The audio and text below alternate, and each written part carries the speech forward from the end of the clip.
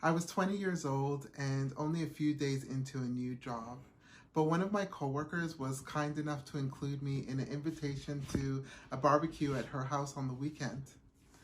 I remember nervously grinning like a Cheshire cat as I arrived, even though my sock had rolled down into an uncomfortable lump in my shoe. May greeted me at the door with a warm hug and pulled me inside. "I'm so glad you came," she said brightly. "Me too," I answered, "but I'm a little bit nervous. What if I don't fit in?" "Relax," she advised. "Just be yourself." I tried to summon up more courage as May took my elbow and guided me through her house, out the back door and into the yard. Even though I was legally blind, I could tell that there were a lot of people around on the patio and in the garden. I could smell meat grilling on the barbecue, music was playing, loud conversations were going on, intermingled with peals of laughter, and it was a real inviting environment. But I just couldn't stop my heart from pounding in my chest. As May guided me through the crowd, I reflected on the source of my nerves.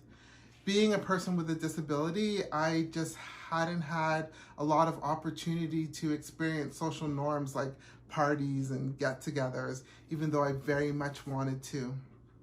May took me over to a table with some people and I recognized a few from work. "Hey everyone," she announced, "Ingrid's here." I waved in greeting and received hellos and nice smiles in response. And then May just walked off. Wow, I thought, thrown into the deep end. I sat there trying to look cool and nonchalant, waiting for an opportune moment so that I could interject into the conversation with something witty or intelligent, but somehow I just couldn't find the right words at the right time. The longer that I sat there, the more my confidence started to ebb away. It was torture, being there in the midst of my greatest desire, only to still feel like there was this invisible, impenetrable barrier.